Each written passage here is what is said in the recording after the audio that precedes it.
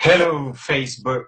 My name is Yanks Dabo. First of all, I want to seize this opportunity to wish you all a happy new year in advance and hopefully a happy new Gambia from the 19th of January 2017.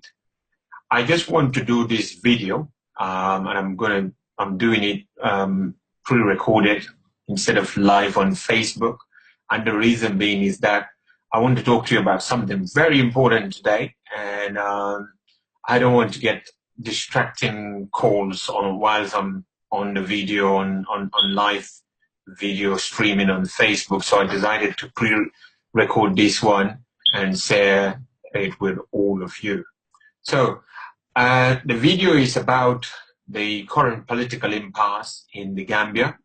And I want to talk about the parties to this impasse, and that would be us against Yahya Jammeh alone, or maybe the Gambian diaspora and the coalition against the APRC, or whichever parties you think are the ones that are basically the belligerent parties to this impasse at the moment.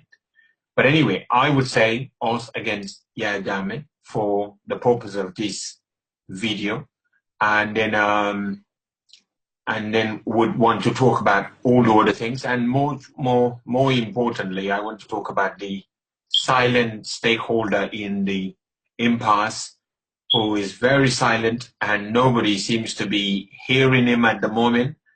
And that is the Constitution of the Gambia. So I want to talk on behalf of the Constitution of the Gambia. So I want us all to give a hearing ear to the Constitution of the Gambia, because it is the Constitution of the Gambia that is the root of everything that is happening, as well as it is what probably has the best answer for both parties in this impasse, in the political impasse. Now, on the one side of this political impasse, as I said, is Yahya Jammeh, and on the other side is us. So we have the Constitution, which is the silent stakeholder, and not much has been heard of it of recent, because everything else has been taken over or hijacked by emotions on both sides. And those emotions seems to be leading the argument at present. So I want us to lower the tempo, lower the rhetorics, and then give a hearing ear to the Constitution of the Gambia, and let the Constitution now speak to us about how we get out of this deadlock, the deadlock we are having. Because the reason why we have this deadlock is because it seems to me everybody is a bit deluded about the reality of how things are at the moment and how we're meant to progress from here. So since the 1st of December, when, or maybe the 2nd of December, when Yahya Jammeh conceded defeat to His Excellency Adama Barrow, the next president of the Gambia, the Gambian diaspora, and probably many others, even in those in the Gambia, people started going around. There were rumors about Jammeh being arrested, Jammeh being tortured or incarcerated, and others were even talking about what they want to happen to Jammeh. People started sharing their opinion on how we should treat Jammeh. Some will say we need to beat him. Some will say he needs to be tortured to death. All the tortures that he had done to other people should be meted on him. So we got that, you know, that is what some people were saying, yeah. Now, to me, that is what probably, and a lot of people said that as well, that is what probably rattled the Yahya Jammeh and scared him to death, to a point that he came back on the 9th of December after initially conceding defeat on the 2nd, he came back on the 9th of December to reverse and recede on his concession and then declare that the election was not free and fair, despite what he said on the 1st, that the election was the most rigged free election in the whole world and was free and fair and everything else, which attracted a lot of applause for him and commendation for him from all walks of life and from the international community as well.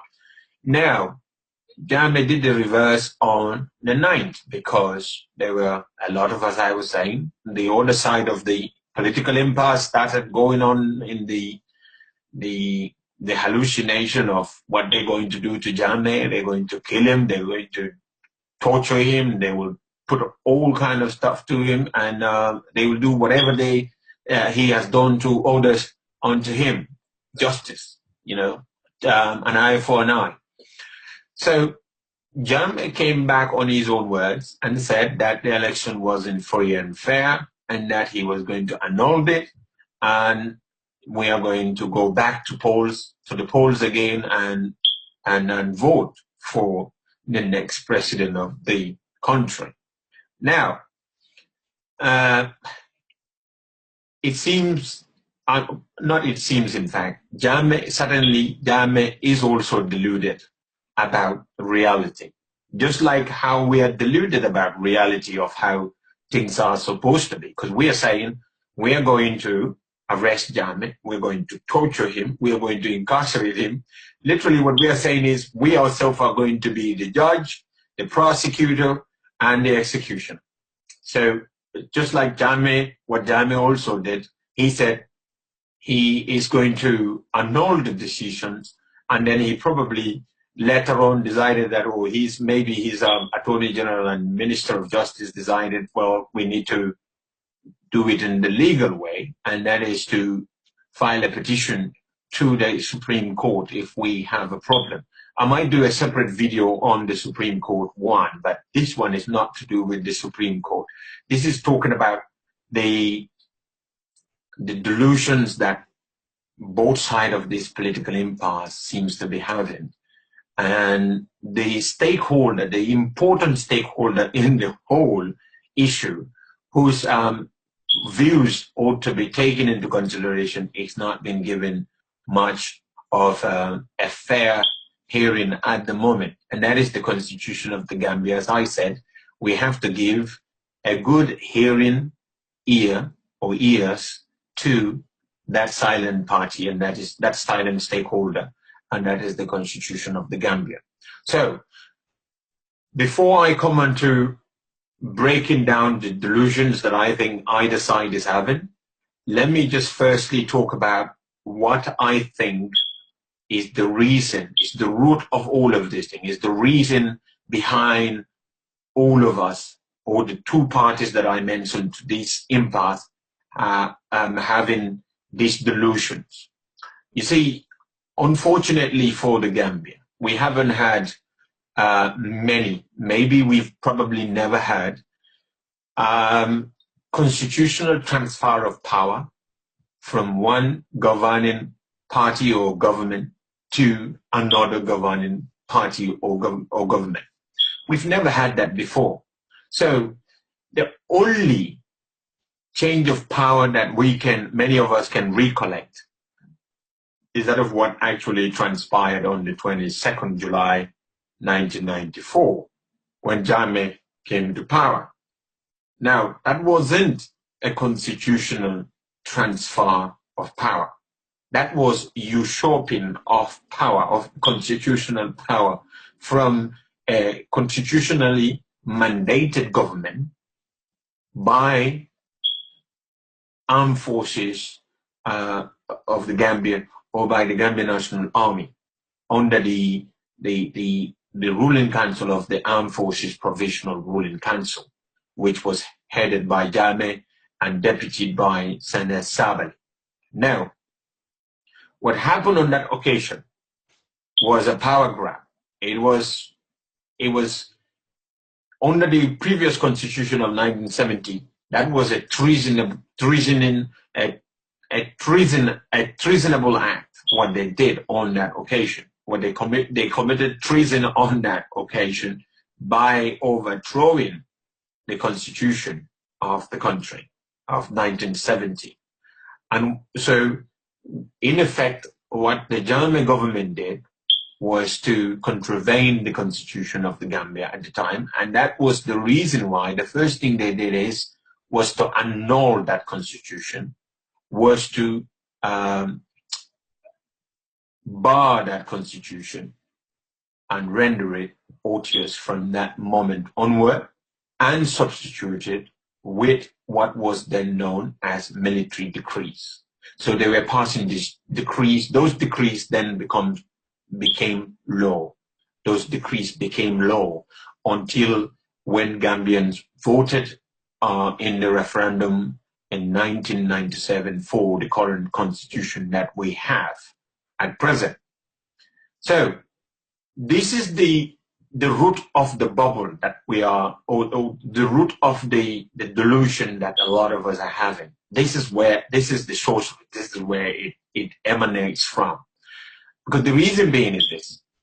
We have seen what happened after, many of us, the millennials on social media and many other Gambians, because we were not there when the colonialists transferred power from colonial rule to Republican rule, or democratically elected or independent rule of the Gambia. That didn't happen. Many of us weren't present when that happened. In fact, I would say there are very few witnesses around who have witnessed that at the moment, especially on Facebook and in the struggle and probably in the coalition and other places. If there are many, my apologies. I'm just thinking offhand here.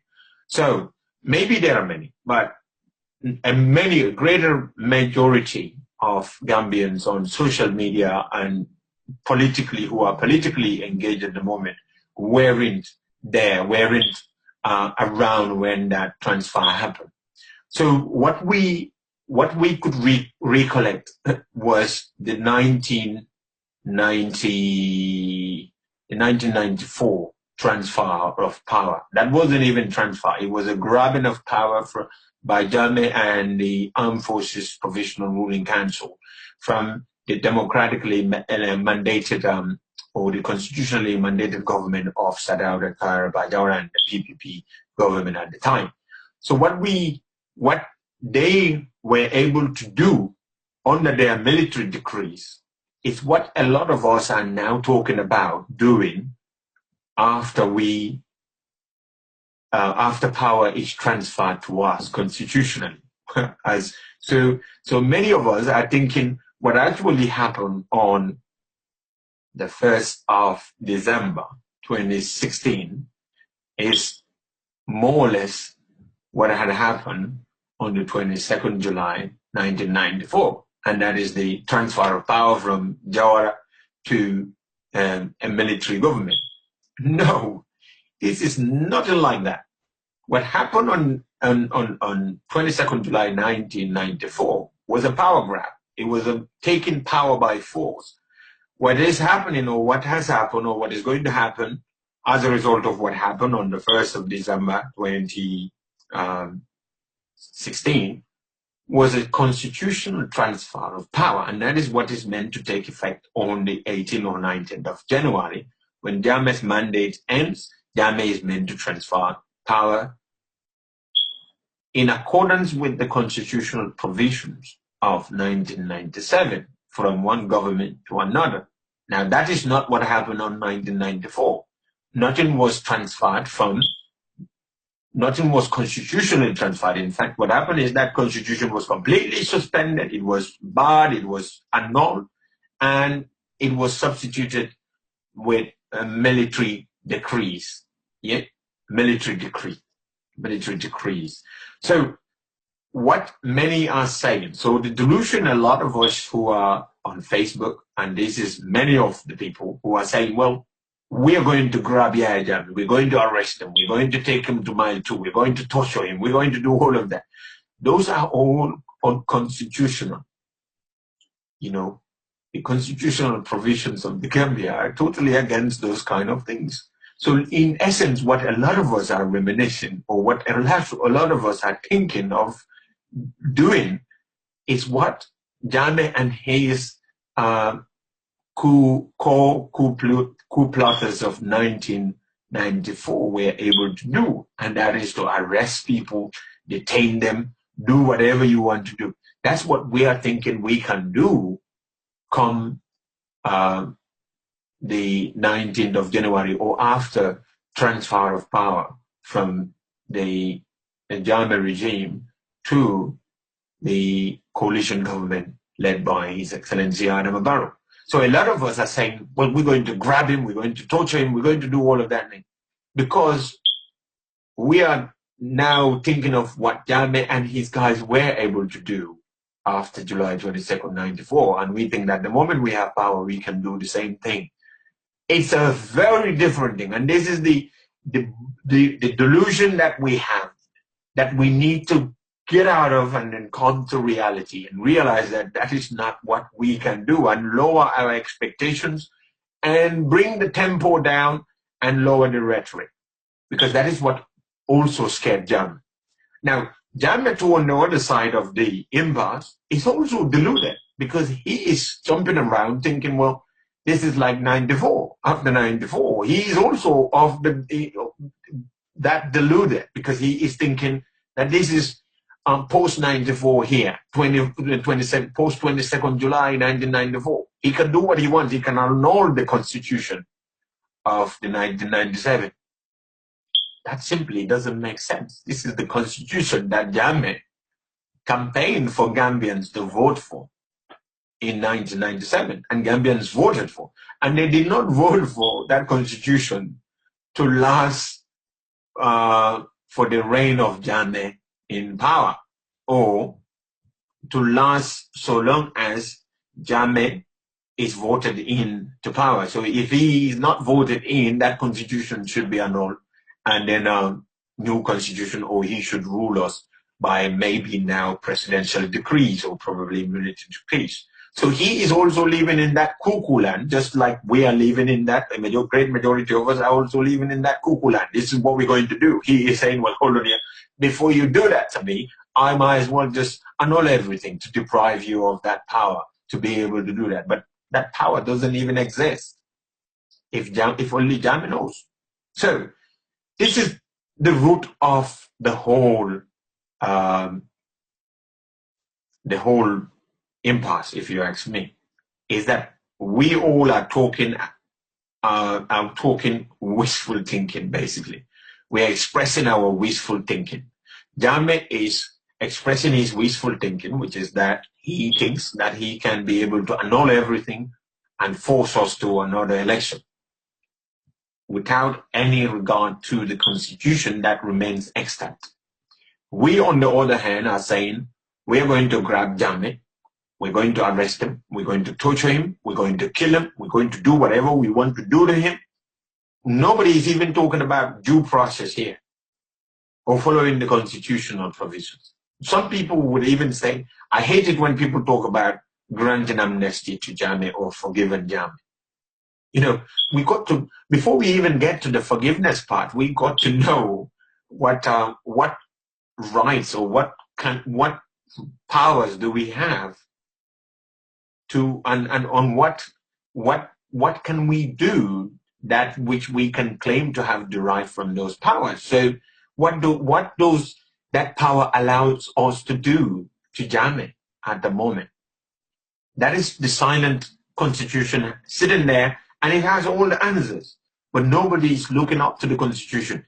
The nearest we got to the constitution, and that is the distraction we have at the moment, and that is this option that Jammeh thought is the viable route for him, and that is to go through the courts to basically justify the treasonable pronouncements he made on the 9th of December, so that the constitution can basically sanctify that, make that law, make that lawful and legitimize it.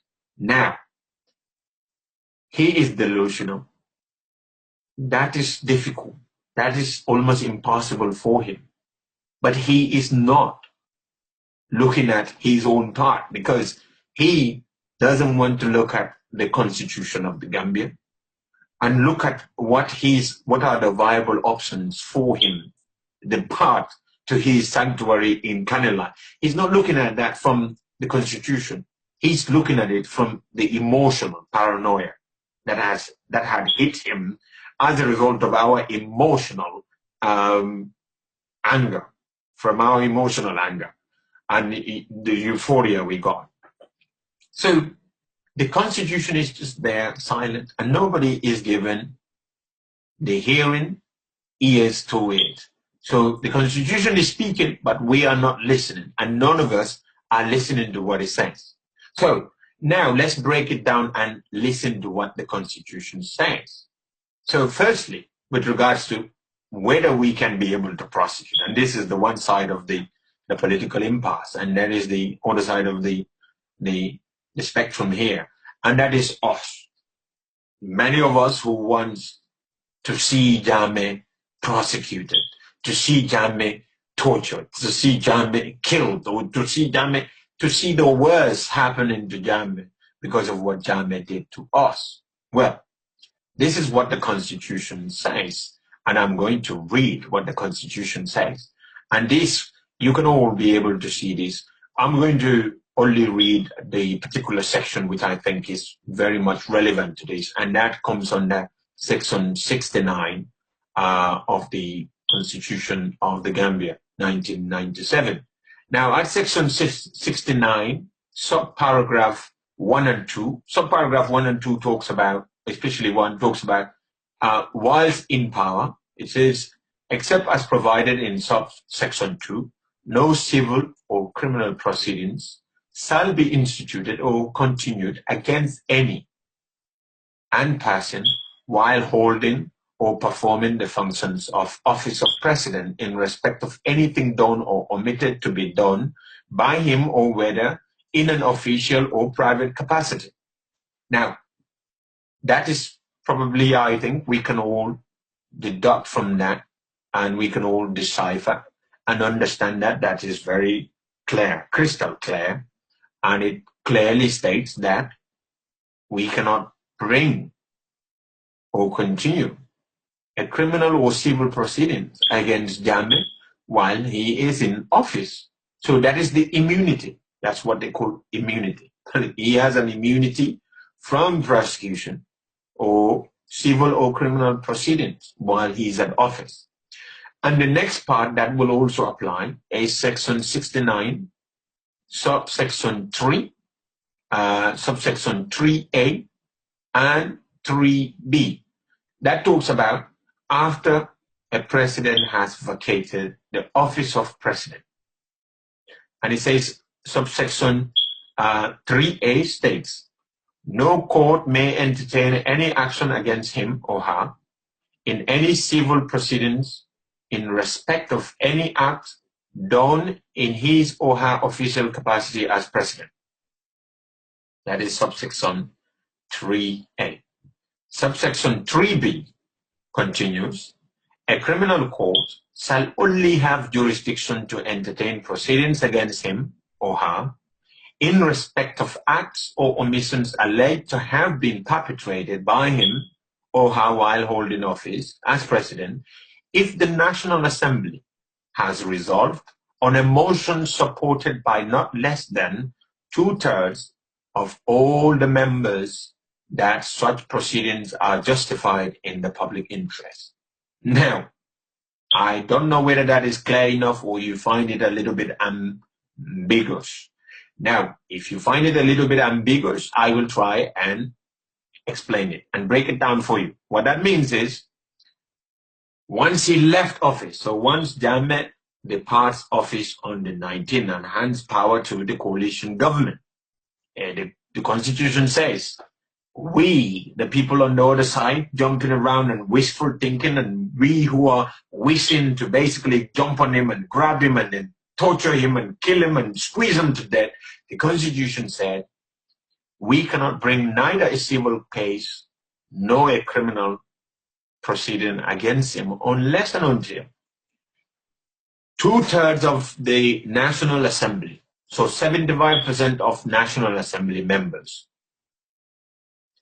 resolved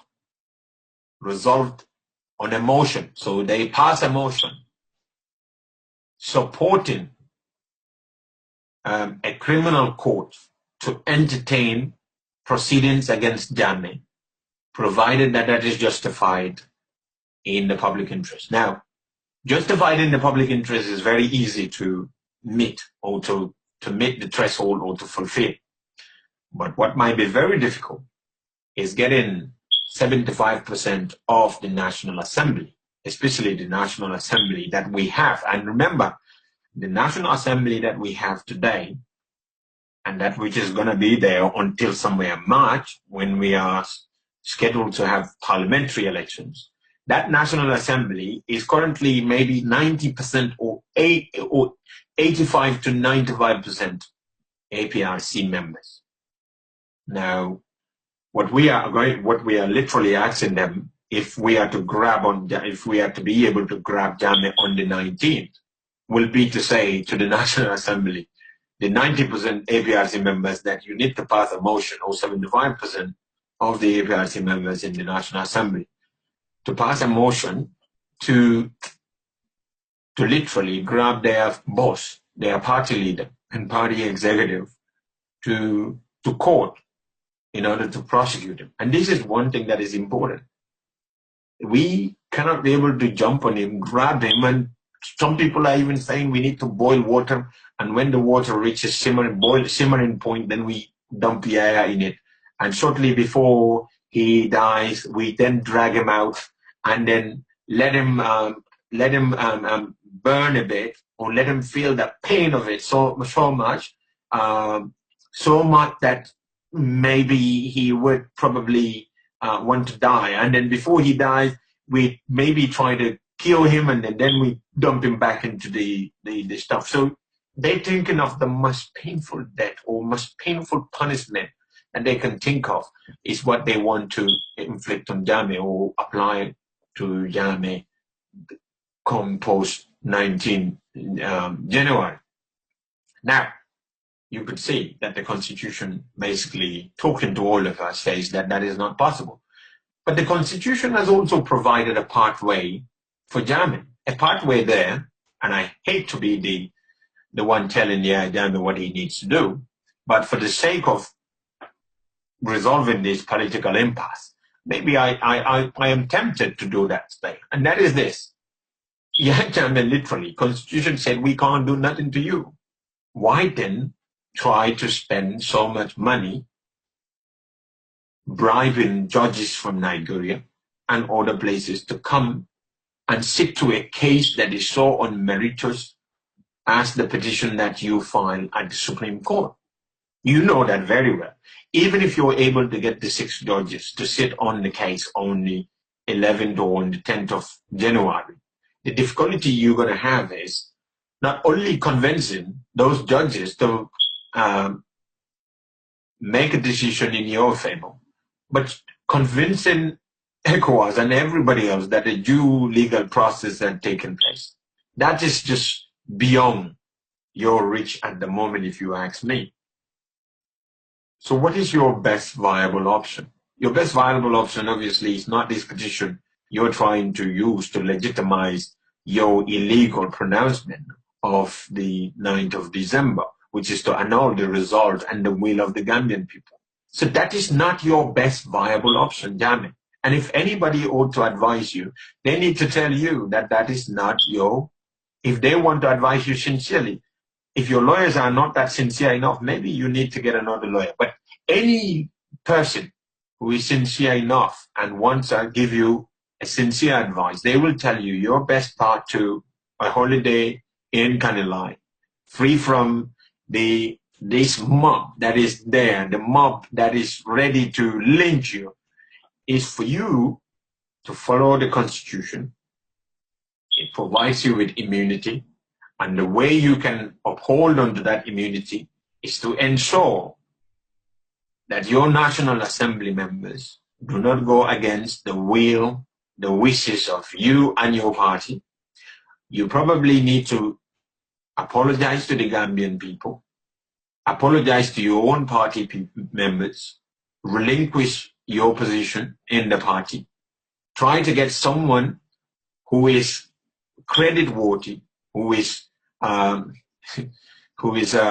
saintly enough to lead your party in the next parliamentary election, to enable your party or to assist your party to be able to retain at least half of the seats that you have in the National Assembly, or half of the National Assembly seats in the upcoming election. If you do that, you would buy yourself another 5 years or maybe another 3 years in Kaniline, because so long as we are not, the mob on the other side are unable to get that 75% members' support of the National Assembly in order to pass the motion to initiate for a criminal court to initiate criminal proceeding against you, then the mob doesn't have their wishes. They wouldn't be able to lynch you.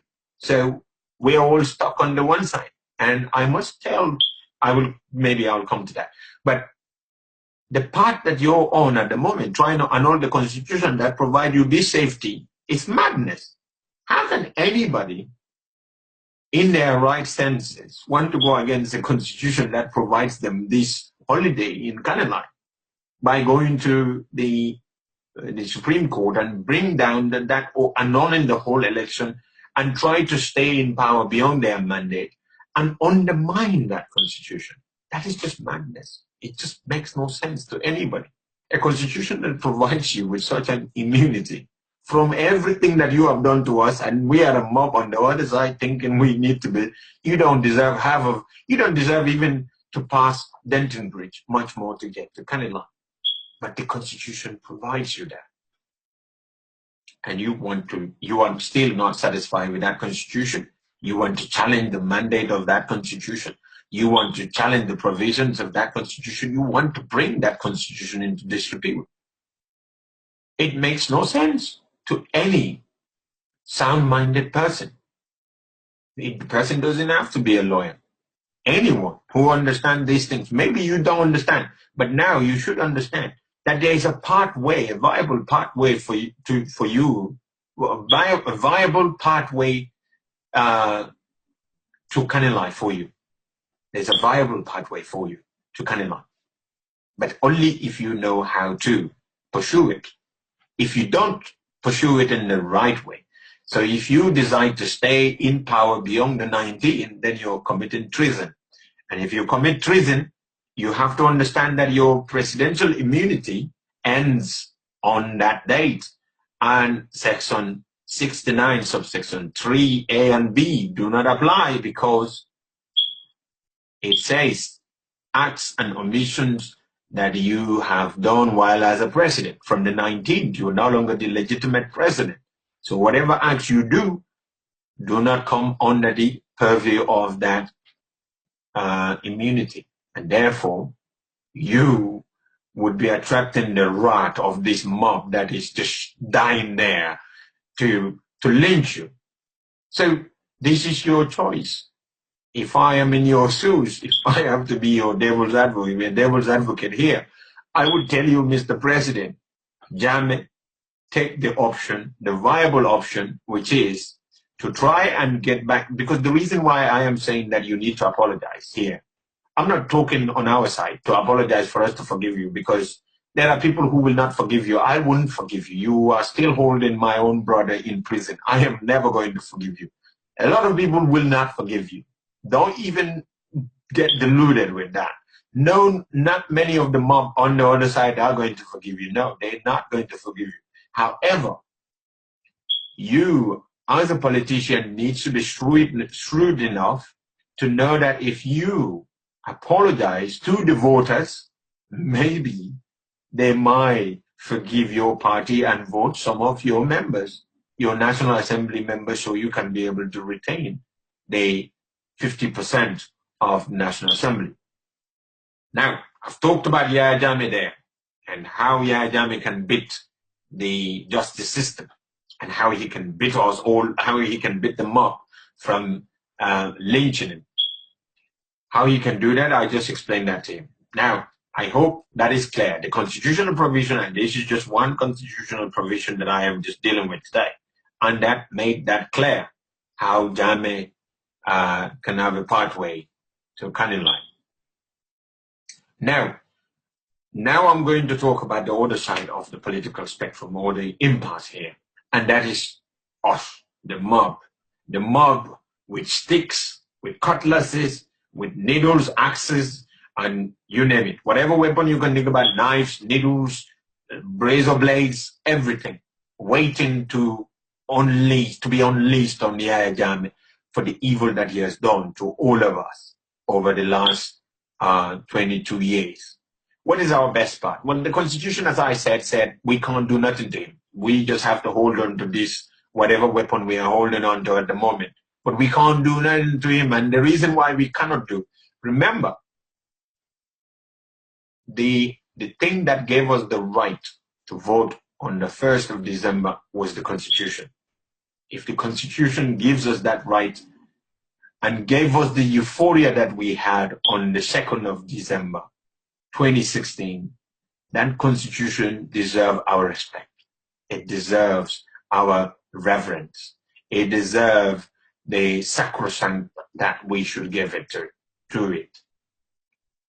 We should treat it with sacrosanct, with great venerance. And that is because it provided us this opportunity to choose a new leader in the person of Adama Barrow, and gives us the opportunity to be able to have a new Gambia on the 18th or 19th of January 2017. That is the Constitution. That is that sacred document that provides us that opportunity. Should we jump on that opportunity? Should we go against that Constitution? No, because if we go against it, and as I said, we cannot be deluded enough to think that we are going to be passing our own presidential decrees from the 18th or 19th of January. No, we cannot. We have to obey the Constitution. Even if we want to change the Constitution, my brothers and sisters, when you change a Constitution, or when you bring in a new law, because some people will say, well, we can bring a new law which will give us right to go after Jammeh, to realize our wishes. This is one thing I tell you about law. Law does not have retrospective effect. It doesn't go backward. The law is just like a human being. When a human being is born today, he starts living from that day going forward. So he will start living yesterday, today, tomorrow, and if he's lucky enough, day after, until maybe many years after that. But you've never seen a human being who was born yesterday and goes backward to day after day before yesterday, and then he is living backward. No, that has never happened. That is the rule of nature. When people are created, when God created anything, they start living from the date of that creation going forward. That is how law is supposed to be. You don't pass a law today in order to go backward and catch people for what they've done in the past and try to prosecute them for what they have done. No. Whatever happened before now, whatever Yahya Jammeh has done before now, our own constitution, voted by Gambians in 1997, states that we cannot prosecute him or we cannot jump on him like a mob. If we do that, we are committing a crime. That's what is called a crime under the constitution of the Gambia. And the coalition government that is so happy and full of praises for us, for our support and everything, would be compelled to prosecute us and not Yahya Jammeh. They will be compelled to prosecute us. So the law is the law. And the law of our land must be respected by us, who have derived a lot of rights from that law and enjoyed so much so far from that law. Because it is that law that gives us the right, as I said, on the 1st of December, to be able to vote and give mandate to the coalition government. That law must be respected. If anyone has to be the vanguard of that law, it has to be us. We who have derived so much from that law today. So that is what the law said. And we must obey the law. We must respect the law. How then can we be able to prosecute Yahya Jammeh? There are many ways. There are many ways, but one significant way will be this. If the coalition government takes over power and they decide, as they're promising at the moment, to return us back to the ICC court, this is the International Criminal Court, then we will be able to refer Yahya Jammeh, because we were a signatory to the ICC when Jammeh committed all the crimes that he had committed under the Gambian law. We could refer him to the ICC. The ICC might have issues, but they should be able to look at it from the perspective of crimes against humanity, to see what crimes against humanity that he has committed, the rapes and everything. And by then we would have known a lot of things that Yahya Jammeh has committed against the Gambians. There are many victims who can take him to, who can be able to attest to his crimes. They would be bold enough to come out and say what he has done to them. And then we can get them fair. They can go with Yahya Jammeh and everybody to The Hague. And then, but I wouldn't advise anyone to prosecute Yahya Jammeh having Fatou Bensouda as the ICC prosecutor. One of the things that we should campaign for is that woman should be struck out of that position. They should get rid of her from there. If that happens, then we can refer Jammeh to ICC for the crimes, because as a signatory nation to the ICC, we can make referrals to the ICC for investigation and prosecution, and possible prosecution. We can also use the UN Security Council route. The Security Council can refer Jammeh to the ICC. But the only terrible thing about the ICC, people like to akin it to a hotel because of the niceties that you get treated with at the ICC or in the jails in Netherlands. So you can imagine Yahya Jammeh appearing on the international TV and the ICC court proceedings, talking about all this stuff with the sort of like the demeanor that he keeps showing on the TV whenever he's on the TV, the recalcitrant and intransigent behavior that he's been showing. If Yahya Jammeh should come on the ICC TV, I bet I wouldn't be able to watch it. I don't think many Gambians will be able to watch it, because quite simply, to save us from that emotional trauma of having to see Jammeh in a drama scenario, I don't think many people would want to watch that. So that is something else we have to put up with as well if we have to refer him to the ICC, because you know what he will do. He will sit there and insult the whole of the Gambian nation, and nobody will be able to do anything. We just have to cope with that, because this is a man that is very, very arrogant, very rude, and very indisciplined, has no manner of discipline in him. That is one of the failures of the Gambian National Army, who have promoted this guy to an officer's rank without actually inculcating discipline in him. But that is the video, that is my contribution, and that is what I want to share with you. So remember few key points. What happened on the 1st and what is about to happen on the 19th is completely different from what happened on the 22nd July 1994. This is a constitutional transfer of power from one government to another. The constitution is not dead, it's not going to die and shouldn't die, and therefore its provisions should continue to be applicable, to be extant. And the constitution said we cannot do what we want to do onto Jammeh. The wishful thinking that we are having at the moment, or some of the things that we are. So if you're holding onto your knife, your blade, your axe, your cutlass, your needles, the constitution said hold on to it, hold on tightly to it, and please do not try to deploy it anytime soon, so long as Jammeh is there. On Jammeh, what the constitution is saying, you are a free man. You can indeed go to Kanilai as you wish. But You got to make sure that you're able to convince the Gambian people to vote for your party in come the March elections. Otherwise, you, my friend, you're in mile two, mate. You're not going too far. Or maybe in the next 3 years or March, you should be very, very watchful of the results. If the results are going the other way around and you're seeing the coalition sweeping at the polls, taking all the seats, my best advice is let nobody beat you to the border.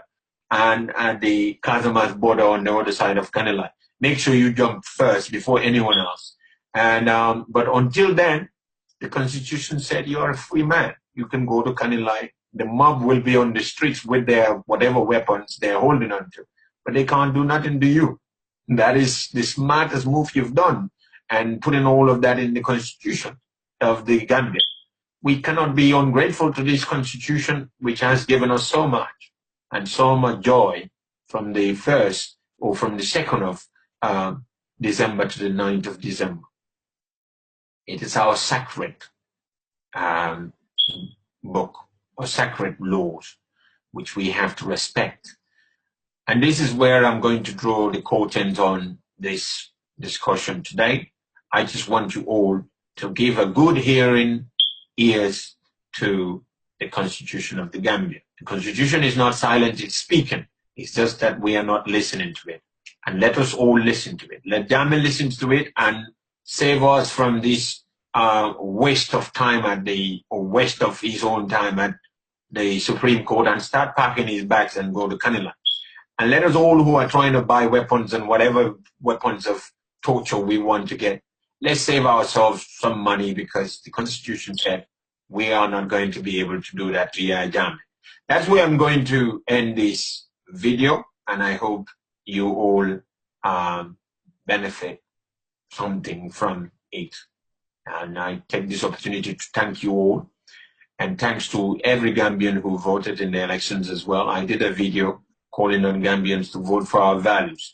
I don't know whether that's what they've done, but whether they heard the video and done as I was pleading in the video, it matters not, because they voted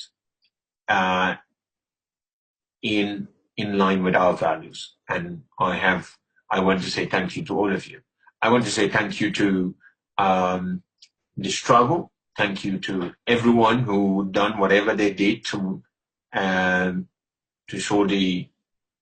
ensure we achieve our goals in the election and earn that hard-fought success we all fought for, including those on the ground in the Gambia. And we wish all of you a happy new Gambia, and we wish the president-elect successful tenure in power. Yeah. And then the other thing I want to do, I'm going to do a video on that. And that is how do the strugglers, the rebellious strugglers transition from being rebellious strugglers to in power. And then how then are they going to deal with the criticisms that are going to come from the official opposition now, which is the APRC. Can you imagine over the last 22 years, the amount of insults we hurled at the APRC? If they are to return or retort all of that back at us, and whilst the coalition is in power, how are we going to deal with all of that? And how you deal with it tells what sort of people you are in power. So thank you, everyone. Thank you all.